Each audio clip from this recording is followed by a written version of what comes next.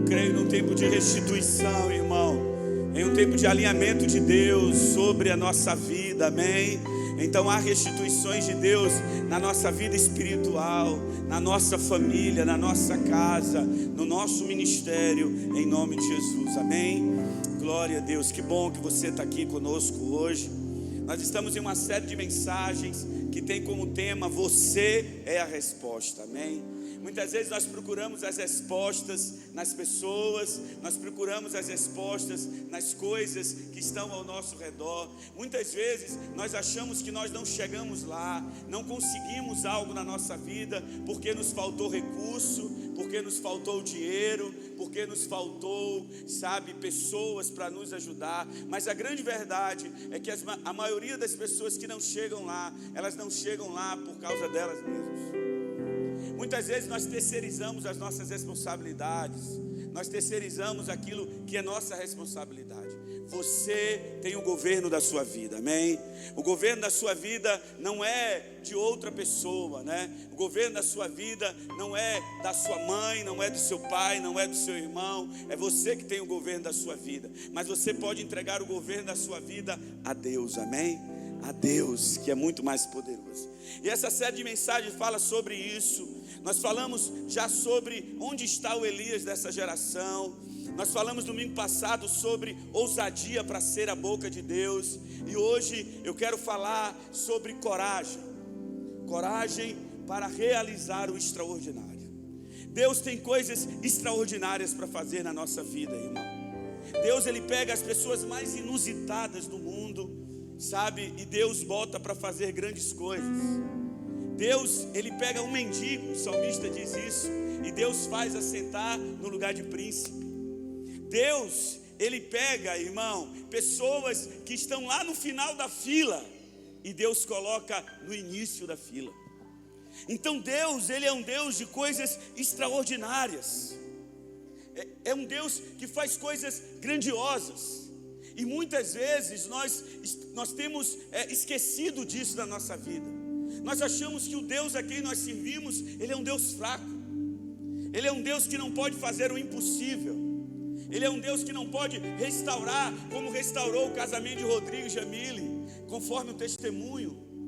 Irmão, assinaram o divórcio, mas o advogado não homologou. Pronto, não divorciou, não foi advogado. Se não tem homologação, o juiz não homologou, então não divorcie. E eles estão casados. Amém? Então, aquilo que Deus pode fazer é extraordinário, é poderoso.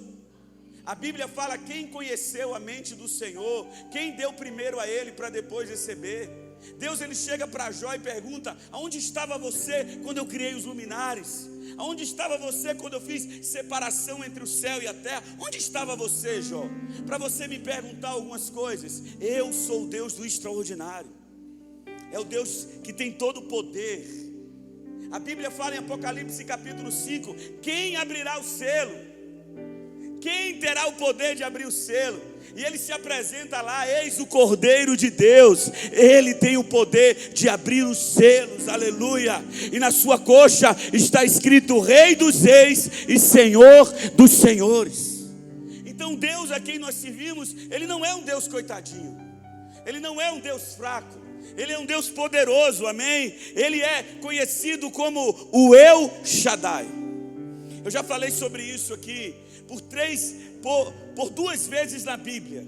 Duas vezes na Bíblia Deus, ele declara o nome dele. Todas as outras vezes é o homem que declara o nome de Deus. Por exemplo, quando a Bíblia fala assim, Jeová Rafá, Deus que cura. Na verdade não foi Deus que falou que curava, foi o homem que recebeu uma cura e falou: ele é o Jeová Rafá. Por exemplo, quando fala Jeová Nissi, o Senhor é a minha bandeira. Na verdade, o homem, ele teve uma experiência com Deus e ele disse: ele é a minha bandeira. Ele é a minha bandeira. Mas por duas vezes Deus, ele se apresenta para o homem. E todas as duas vezes que Deus se apresenta para o homem, fala o seu nome. Por três vezes, quer dizer, todas as três vezes que Deus se apresenta para o homem e ele fala o seu nome, ele usa uma mesma palavra, que é a palavra El Shaddai, que é Deus Todo-Poderoso. Quando Deus, ele se apresenta para Abraão, e Deus fala com Abraão Abraão, ele pergunta para Deus quem é. Ele fala: eu sou o El Shaddai, o Deus Todo-Poderoso. Quando ele se apresenta para Jacó, quando Jacó, sabe, luta com Deus, quando ele passa a noite toda lutando com Deus, e Deus se apresenta para Jacó, Deus se apresenta para Jacó como o El Shaddai, o Deus Todo-Poderoso. Jacó pergunta o nome de Deus e Deus responde. E quando Deus se apresenta para Moisés, quando Deus tem um encontro com Moisés na sarça ardente, a Bíblia fala que a sarça estava ardendo, ela não se consumia. Moisés, ele ficou impressionado com aquela visão. Moisés ficou impressionado com aquilo que estava acontecendo, e ele se aproxima daquela visão, e Deus diz para Moisés: tira a sandália dos teus pés. Ele tira, ele se aproxima, e Deus fala com Moisés, e Moisés fala assim: quando eu for para o povo, e eu vou dizer que quem me enviou, aí ele diz assim: diga que eu sou. Essa palavra eu sou significa El Shaddai. Diga que eu sou. Aí ele insiste, porque eu sou é um verbo transitivo, né? Então precisa de um complemento. Você é o quê? O que é que você é? Ele fala: eu vou dizer que o Senhor é o quê? Está lá no texto. Aí Deus diz assim: eu sou o que sou. Eu sou o que restaura o casamento. Eu sou o que dá uma aliança nova. Eu sou o que liberta das drogas. Eu sou o que cura o enfermo. Eu sou aquele que restaura a vida financeira. Eu sou aquele que liberta, que restaura, que transforma, que tira da depressão. Eu sou aquele que prospera a vida daqueles que me servem. Eu sou o que sou. Deus estava dizendo: eu sou aquilo que você precisa que eu seja, aquilo que você deseja que eu seja. Deus estava dizendo para Moisés: você vai precisar de mim quando você enfrentar o exército do Egito, e eu vou estar com você.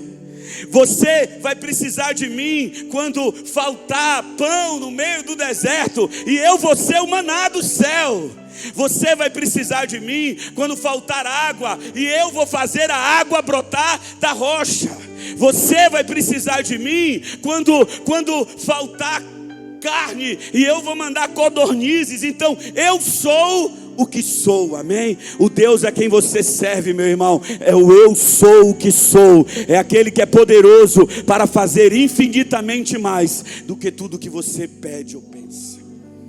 Ele tem todo o poder. Partindo dessa afirmação, meu irmão, você precisa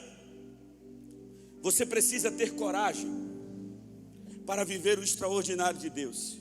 Muitas pessoas têm vivido uma vida, entenda o que eu vou falar nessa noite, tem vivido uma vida meieira, uma vida mais ou menos. E quantas pessoas têm vivido uma vida mais ou menos no casamento, uma vida mais ou menos na sua vida financeira, uma vida mais ou menos na sua vida sentimental, uma vida mais ou menos nas suas emoções. Mas tudo isso a pessoa tem vivido por falta de coragem na sua vida, por falta de coragem. E a coragem, ela precisa estar, sabe, querido, na nossa vida, porque o Deus a quem nós servimos, Ele nos deu espírito de coragem. Está escrito lá no livro de 2 Timóteo, o Senhor, Ele diz: eu não vos dei espírito de covardia, mas eu vos dei espírito de coragem. Espírito de coragem. Eu lembro como se fosse hoje, irmão, uma situação, e aqueles que são mais velhos aqui na igreja vão lembrar, uma situação que eu vivi no período da construção lá da nossa igreja. Nós estávamos embaixo apenas com o térreo da igreja da Queimadinha, e nós tínhamos acabado de botar as janelas e as portas, tínhamos ganhado, pagamos um pedreiro para colocar. Eram aquelas portas de madeira, irmão, aquelas de fazenda grandona, sabe como é? A gente botou aquelas portas lá, aquelas portas estão lá na casa de Shirley lá, irmão. Aí eu olho para aquelas portas hoje, aquelas portas é uma fortuna, irmão. aquelas janelas, uma fortuna. Um cara chegou para mim e falou assim: pastor, o senhor não quer vender não? Eu pago caro. Eu falei: não vou vender não, eu vou pintar ela, vou deixar bonitinha e vou botar de decoração na igreja assim, a janela. Mas a gente tinha colocado as portas e as janelas, e a gente estava em uma campanha de 21 dias de jejum e oração. Entenda, você pode jejuar, você pode orar, você pode buscar, mas se você não tiver coragem na sua vida, nada vai acontecer. As coisas vão continuar fluindo do mesmo jeito. Você vai viver a mesma vida de sempre. E eu lembro que nós estávamos em uma campanha de jejum e oração. Eu lembro como se fosse hoje. Tem um menino na nossa igreja chamado Vermelho, que é percussionista. E Vermelho, ele estava nessa campanha comigo. E 6 horas da manhã ele chegava na igreja, porque ele queria casar com a menina lá, e a menina não queria casar com ele. E aí ele falou: pastor, eu vou vir orar com o senhor. Eu falei: venha filho, vem orar comigo. Mas você precisa consertar a sua vida. Você precisa sair do meio que você está. Não, pastor, estou consertando minha vida. E ele 5h30 da manhã ficava na porta da igreja lá. Eu chegava às 6 horas e nós orávamos de 6 até 7h40. E depois eu ia para o trabalho.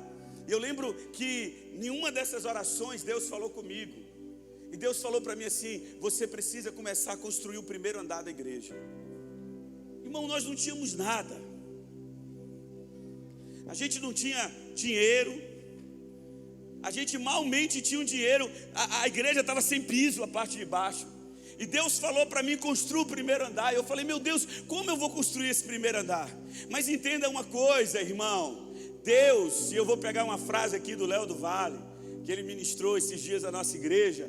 Deus, ele não responde às suas perguntas. Deus, ele responde às suas respostas. Deus, ele não quer perguntas da sua parte. Deus quer respostas da sua parte. E eu lembro que naquele dia eu me levantei, crendo que Deus estaria fazendo aquilo. E eu falei assim: Deus, eu preciso de um sinal do Senhor. Eu preciso que o Senhor me dê um sinal.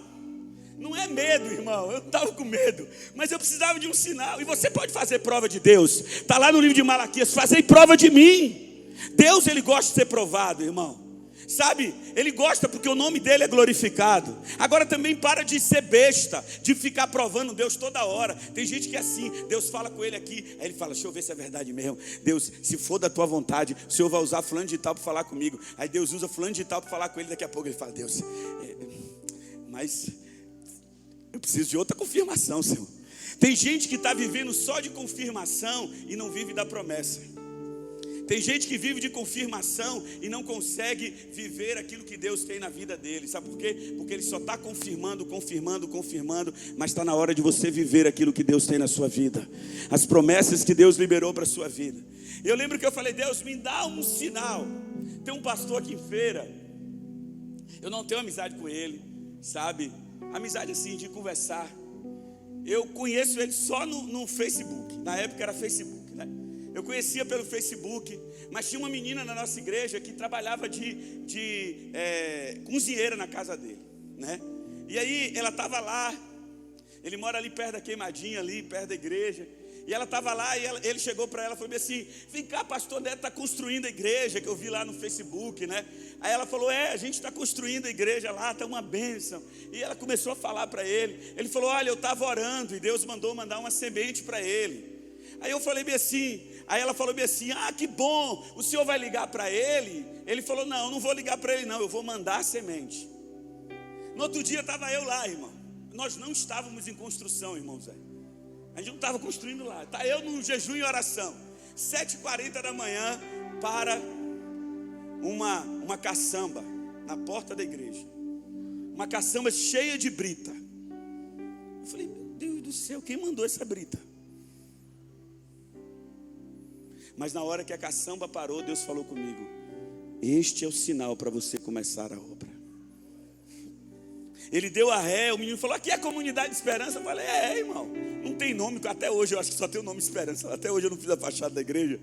Aí, ele deu a ré, ele falou: mandaram entregar essa brita. Aí desceu, irmão.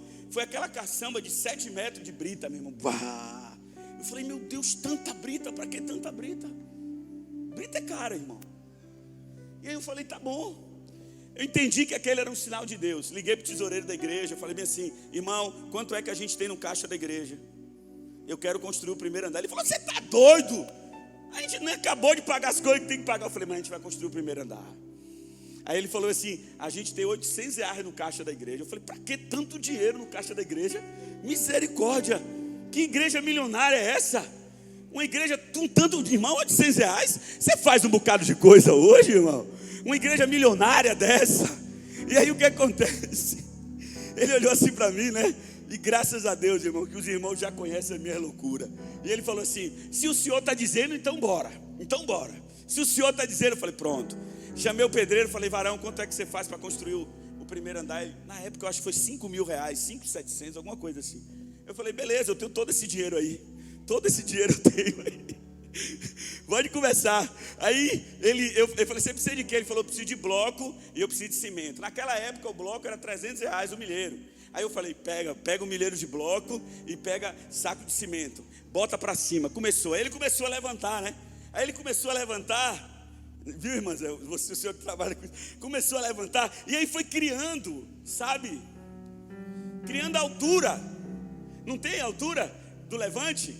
E aí o ferro da coluna de baixo estava assim para cima, mas ele não tinha como bater, porque ele tinha que botar outro ferro para levantar. Eu falei: meu Deus, onde é que eu vou conseguir o dinheiro do ferro? Fiz o orçamento do ferro na Gerdau. Fui na Gerdau, fiz o orçamento do ferro. Olhei lá quanto era. Eu acho que o ferro na época, irmão, sabe, estava perto de R$10.000, ou era R$12.000. Eu falei: meu Deus do céu, podia comprar só a metade agora, mas não tenho nem dinheiro da metade. Muitas vezes, irmãos, nós somos provados em cima daquilo que nós não temos, naquilo que nós não possuímos. As histórias bíblicas falam de homens que foram provados desse jeito, que não tinham o que comer, mas Deus mandou codornizes, Deus mandou corvos levar comida para ele, Deus mandou o riacho descer água sobre ele. A Bíblia vai falar de homens que não tinham as coisas e que Deus fez. E eu lembro que a gente começou a obra e foi levantando. E quando chegou no sábado, o pedreiro falou para mim, falou: pastor, para a semana que vem nós precisamos de ferro. Eu falei: beleza, varão, a gente segunda-feira vai comprar esse ferro em nome de Jesus. Mas vai comprar esse ferro como se não tem dinheiro, irmão? Vai comprar o ferro de que jeito, de que forma? Você, irmão, muitas vezes o que está faltando na sua vida é coragem. Coragem, você precisa liberar palavras de coragem na sua vida. Você precisa crer naquilo que Deus fala ao teu respeito, irmão. Você não pode mais ficar vivendo de migalhas, meu irmão. Deus está te levantando para você viver o extraordinário dele, na presença dele, em nome de Jesus. E essa mensagem não é uma mensagem triunfalista. Essa mensagem é de um Deus que ele é aquilo que você precisa. Aleluia. Ele é poderoso. Eu lembro que nós reuníamos no culto da igreja 40 pessoas, irmão. No máximo era 40 pessoas. No máximo, não era, Juninho? 40 pessoas lá, o culto, aquela bênção, e a gente lá louvando. A nosso púlpito da igreja, irmão, era o balcão de atendimento da Claro, que o irmão me deu, aqueles balcões de alto atendimento. E eu tirei o nome da Claro da frente. Eu falei: é o púlpito da nossa igreja aqui. Amém. E eu lembro que a gente não tinha 40 irmãos ali, mais ou menos. Estavam ali louvando a Deus. E aí eu tenho uma mania, até hoje eu tenho, de sempre ir para a porta da igreja, falar com os irmãos: Pai do Senhor. Eu sempre fiz isso, desde sempre. E aí eu estava na porta falando com os irmãos. Aí daqui a pouco o tesoureiro bate nas minhas costas e fala assim: pastor, entrou uma oferta aí.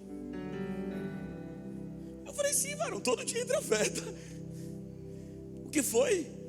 Ele falou: não, rapaz, entrou uma oferta. Aí eu falei: sim, entrou o quê? Ele entrou um cheque. Ele falou assim: entrou um cheque de R$8.000. Aí naquela hora Deus falou para mim assim: se você não fosse fiel nos 800, se você não começasse quando você não tivesse nada, eu não seria fiel, eu não abriria a porta para fazer um milagre na sua vida. E naquele dia eu olhei para ele, a primeira coisa que eu falei: bota esse cheque amanhã para ver se vai bater fundo. Bota esse cheque amanhã de manhã cedo, que eu preciso desses 8.000 na conta da igreja, porque a gente vai comprar o ferro em nome do Senhor Jesus. Você precisa ter coragem naquilo que você vai executar, irmão, naquilo que você vai fazer. Nós tivemos coragem para avançar aqui, nós vamos ter coragem para criar um outro telhado aqui, para levar a igreja até lá no fundo. Nós precisamos ter coragem para viver o extraordinário de Deus. A Bíblia fala em Josué capítulo 1, versículo 9. O Senhor diz para Josué: não foi eu que te ordenei, seja forte e corajoso, não se apavore, nem desanime, pois o Senhor seu Deus estará com você por onde você andar. Olha as palavras de Deus para Josué, irmão. Ele está dizendo para Josué: eu já ordenei a você. Já há uma palavra liberada, já tem uma palavra dita sobre a sua vida e sobre a minha vida. E ele diz: seja forte, seja forte. A Bíblia fala em Daniel capítulo 10 que o povo que conhece o seu Deus, ele é um povo forte, ele é um povo forte, e ele fará proezas. Aleluia. Deus estava dizendo para Josué: seja forte, corajoso, Josué. Entenda uma coisa: ter coragem não é você não ter medo. Ter coragem é você enfrentar o medo. Ter coragem não é você ter todas as portas abertas. Mas ter coragem, irmão, é você bater em todas as portas que estão na sua frente, sem ter medo, sem ter receio, sabendo que Deus é com você. E Ele vai dizer: não se apavore. Deus, Ele não está dizendo que você não pode ter medo. O que você não pode é não se apavorar. Quem já sentiu medo aí? Levanta a mão, irmão. Já senti medo. Mas se apavorar é diferente. Se apavorar é muito diferente. Eu já tive medo. Ele está dizendo: não se apavore, sabe, não desanime, pois o Senhor seu Deus estará com você por onde você andar. Querido, ninguém receberá coragem de Deus para avançar se não tiver ousadia de confiar em Deus. Elias, ele mostrou a obediência ao seguir a orientação. A Bíblia fala que o Senhor lhe diz lá no livro de 1 Reis, capítulo 18, do versículo 19 ao 21. O Senhor, ele disse para Elias, dizendo assim: agora convoque todo o povo de Israel para encontrar-se comigo no Monte Carmelo. Traga os 450 profetas de Baal e os 400 profetas de Acera, que comem na mesa de Jezabel. Acabe convocou então todos Israel e reuniu os profetas do Monte Carmelo. Ele dirigiu-se ao povo e disse: até quando vocês vão oscilar para um lado e para o outro? Se o Senhor é Deus, siga-no, mas se Baal é Deus, siga-no. O povo, porém, nada respondeu. Lá no versículo 23, diz assim, que Elias diz assim: tragam dois novilhos, escolham eles um, cortem-no em pedaços, ponham sobre a lenha, mas não acendam o fogo. Eu prepararei o outro novilho e o colocarei sobre a lenha, e também não acenderei o fogo nela. Então vocês invocarão o nome do seu Deus, e eu invocarei o nome do Senhor. O Deus que responder por meio do fogo, esse é Deus. Então o povo todo disse: boa essa palavra. Versículo 27 diz assim: ao meio-dia Elias começou a zombar dele, dizendo: gritem alto. Já que ele é um Deus, quem sabe ele esteja meditando, ocupado ou viajando. Talvez esteja dormindo e precise ser despertado. Elias confronta não apenas o rei Acabe, mas também os falsos profetas de Baal ali, irmão. Sabe, querido, você precisa, irmão, entender que há uma diferença entre ousadia e coragem. Ousadia tem mais a ver com as nossas palavras, enquanto que a coragem tem a ver com as nossas ações. Não adianta nada você ter ousadia de falar, mas você não ter coragem de realizar, não ter coragem de fazer, não ter coragem de tirar do papel. Deus, ele diz lá para Zorobabel, em Ageu capítulo 2, versículo 4, ele diz assim: coragem, Zorobabel, declara o Senhor. Coragem, sumo sacerdote Josué, filho de Josadaque. Coragem ao trabalho, o povo da terra, declara o Senhor, porque eu estou com você, declara o Senhor dos exércitos. Deus está dizendo: tenha coragem, tenha atitude. Ele não está dizendo que você não vai passar por momentos difíceis na sua vida. Ele não está dizendo que você não vai enfrentar problemas na sua vida, mas Ele está dizendo: eu sou o teu pastor, nada te faltará. Eu vou fazer você deitar em verdes pastos, eu vou guiar a sua vida pelas águas tranquilas. E Ele está dizendo: ainda que você venha andar pelo vale da sombra da morte, não tema mal algum, porque eu estou com você. Aleluia. Ele não está dizendo que vai ser fácil. Não é fácil um casamento, irmão. Não é fácil um ministério.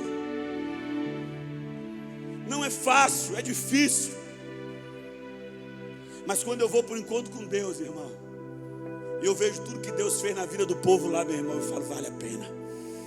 Vale a pena eu ficar semana sem dormir, vale a pena a gente fazer compra, não tem dinheiro, vai de um lado, vai do outro, não tem ônibus, arranja ônibus, corre atrás, vale a pena, sabe por quê?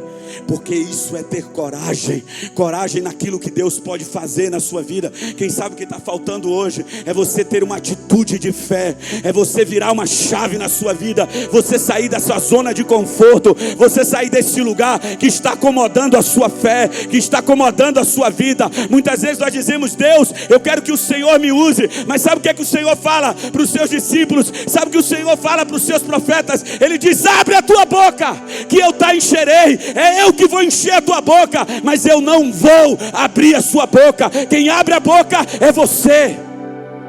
Quem fala é você. Quem diz é você. O crente tem um mal, irmão, terrível, dizer assim: ah, não aconteceu, então não era a vontade de Deus. É porque a vontade de Deus, pastor, o senhor sabe, ela é boa, ela é perfeita e ela é agradável. Sim, falta de fé às vezes, falta de coragem às vezes, falta de coragem às vezes. Amém?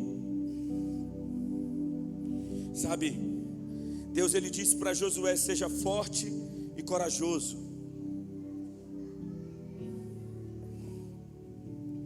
Josué capítulo 1 versículo 6, ele diz assim: seja forte e corajoso, porque você conduzirá. Olha o que diz: porque você conduzirá. Eu estou aqui, Josué capítulo 1 versículo 6. Seja forte e corajoso, porque você conduzirá esse povo para herdar a terra que prometi sob juramentos aos seus antepassados. Somente seja forte e muito corajoso. Seja forte e muito corajoso.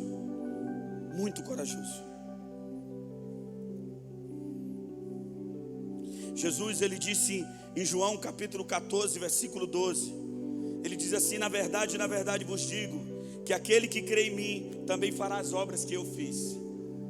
Jesus ainda diz assim: e as fará maiores do que essas, porque eu vou para o meu Pai. Assim como Elias, assim como Josué também foi um homem de grande coragem para fazer coisas extraordinárias, assim também eu e você precisamos ter coragem para realizar coisas extraordinárias na nossa vida. E quando eu falo coisas extraordinárias, eu não estou falando que são coisas grandiosas. Mas o que me preocupa é que em vez de nós orarmos pela cura, nós tomamos o remédio. O que me preocupa é que em vez de nós orarmos pela provisão, nós pegamos o dinheiro emprestado. O que me preocupa é que em vez de nós acreditarmos no milagre, nós acreditamos nos médicos. Eu não estou falando que você não pode acreditar nos médicos, que você não deve, irmão. Mas tem uma certeza na sua vida: aquele que tem coragem, ele crê até o final. Se Deus quiser levar a pessoa, Deus levou, glória a Deus por isso. Mas eu acredito que Deus pode fazer o impossível até o último minuto, até o último respirar, até a última gota, meu irmão. Sabe, meu irmão, Eu sou prova de um milagre, a minha mãe é prova de um milagre na sua vida. Eu já contei isso na igreja aqui, irmão. Minha mãe, quando ela descobriu que ela estava grávida de mim, ela estava com um nódulo no seio. Ela tinha marcado uma cirurgia para tirar o seio fora. E quando ela foi para o médico para tirar o seio, que o médico foi fazer os exames nela para ver tudo direitinho, ela falou, não, a senhora não pode fazer essa cirurgia agora, porque a senhora está grávida. A senhora primeiro precisa ter o bebê, e depois que a senhora tiver o bebê, a senhora pode fazer a cirurgia. Minha mãe voltou para casa. Minha mãe passou toda a gravidez dela. Olha que minha mãe nem conhecia Deus nessa época, irmão. Ela nem tinha vida na presença de Deus nessa época. Mas minha mãe sempre foi uma pessoa de muita fé, sempre acreditou muito em Deus. E ela contava que ela colocava a mão no peito dela todo dia, e ela dizia: Deus, tira esse nódulo de mim. Tira, eu não quero perder os meus seios. E ela me amamentou. E depois que ela terminou de me amamentar, ela voltou no médico. E quando ela voltou no médico, o médico olhou para ela e perguntou: tirar o quê? A senhora não tem mais nada no seu seio. O nódulo sumiu. Deus, Ele é Deus do impossível, aleluia. Ele é Deus do extraordinário. O que me assusta é que nós vivemos uma vida onde o extraordinário, ele acaba não sendo mais, irmão, do nosso cotidiano. Nós não conseguimos mais orar por aquilo que é impossível. Nós não conseguimos mais orar por portas abertas, por milagres. Nós não conseguimos orar por isso. Por quê? Porque falta coragem. Coragem para fazer isso. Coragem. Na verdade, a gente tem até medo hoje de expulsar demônio. Você liga para o irmão e fala assim: vai expulsar o demônio. O irmão fala: pastor, vou não.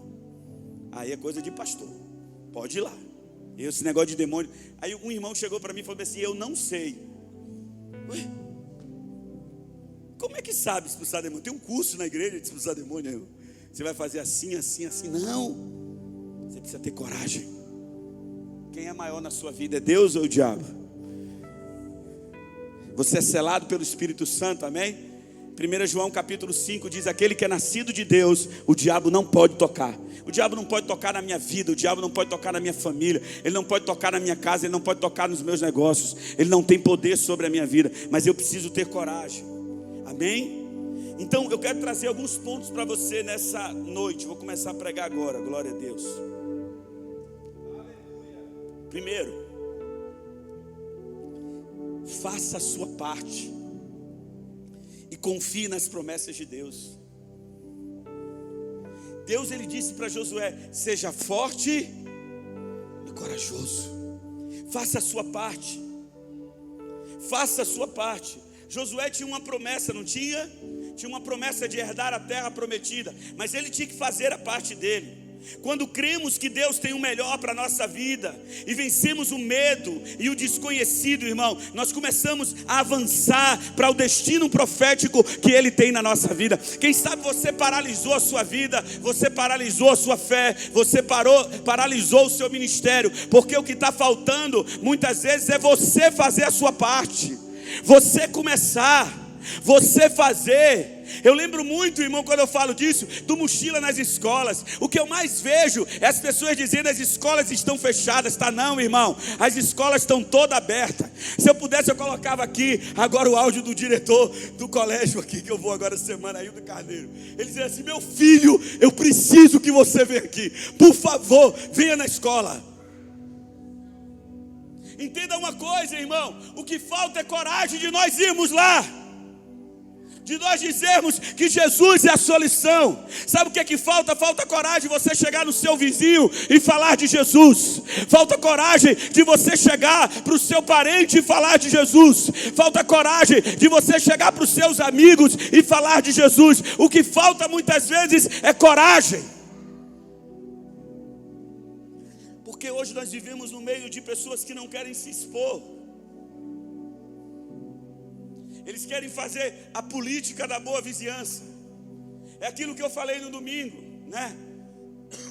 É aquele cara, irmão, que quando saiu a lei, falando que quando tocasse a música, todo mundo devia se prostrar, né? E estava Sadraque, Mesaque e Abidnego, sabe? E a Bíblia fala que todo mundo se prostrou, mas Sadraque, Mesaque e Abidnego ficaram como? Em pé. Mas eu tenho certeza que no meio daquela multidão teve gente que nem se prostrou e nem ficou de pé. Esse cara assim, ó, eu vou enganar todo mundo. É aquele cara que não tem coragem nem de se expor e nem de se ajoelhar.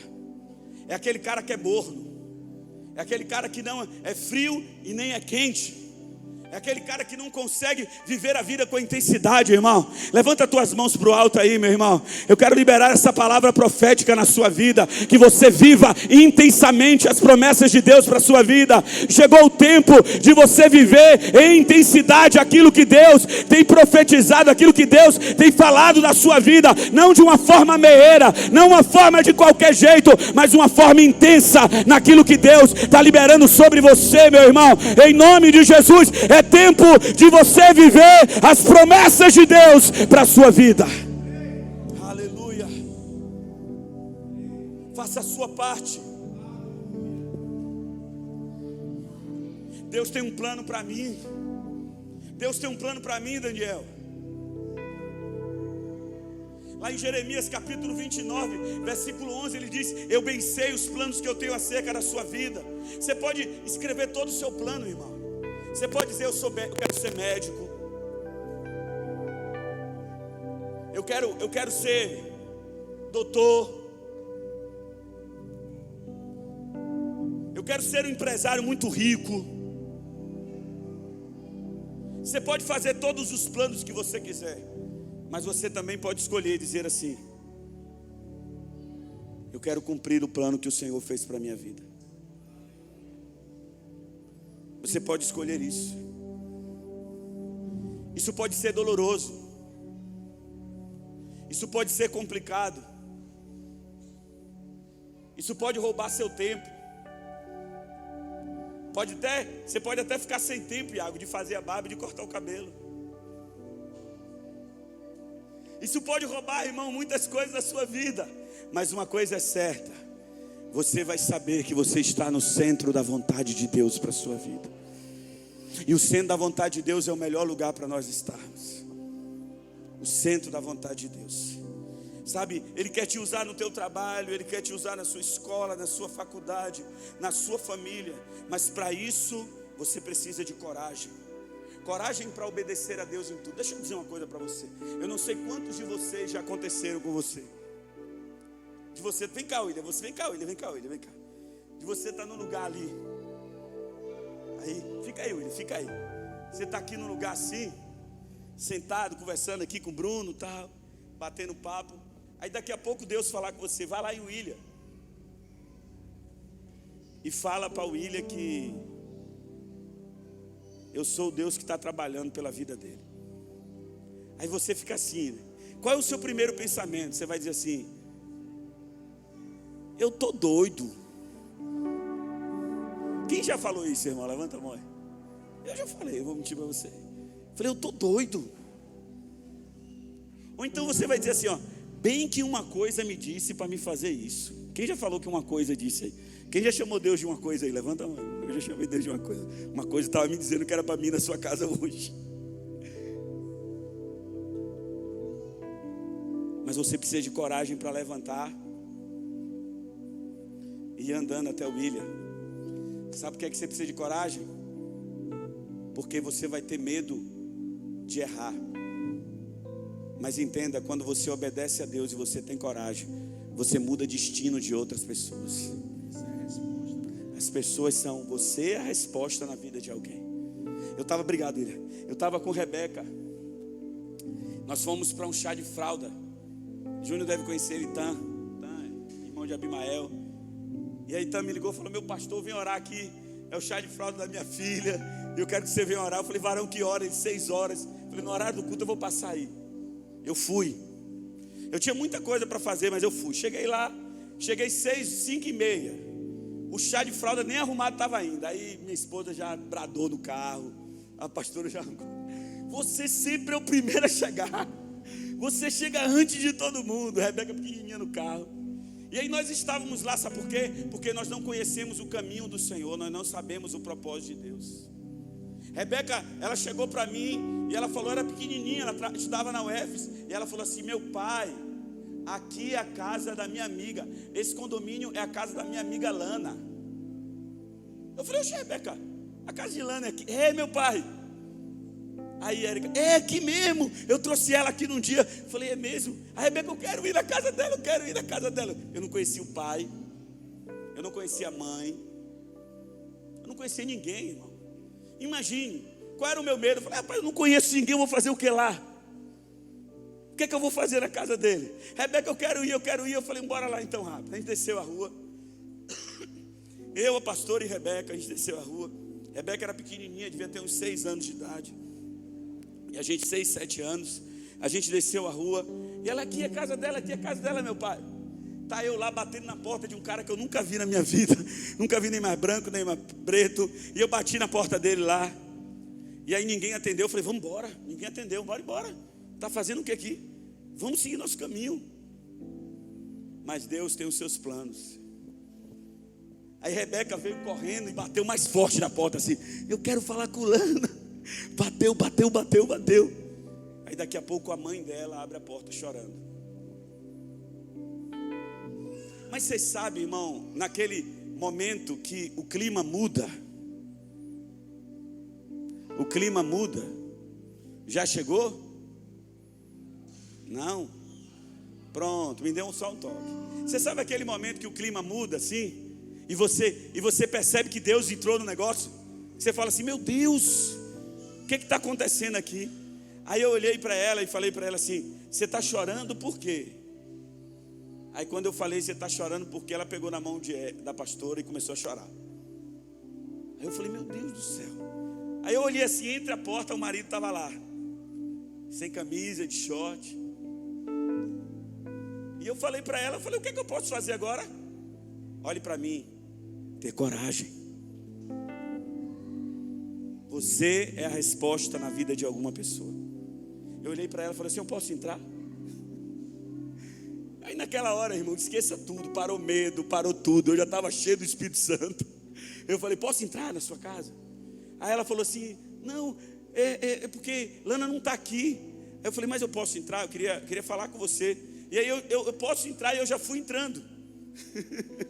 Eu já fui meio que empurrando ela assim para dentro. Aí a Érica abraçou ela. Aí ela começou a chorar. Aí o marido lá no fundo fazendo uma coisa. E aí eu falei: a gente pode sentar? Eu falei: seu marido está aí? Quando eu olhei para a sala, estavam todas as malas dele prontas. Todas as malas. Todas estavam prontas.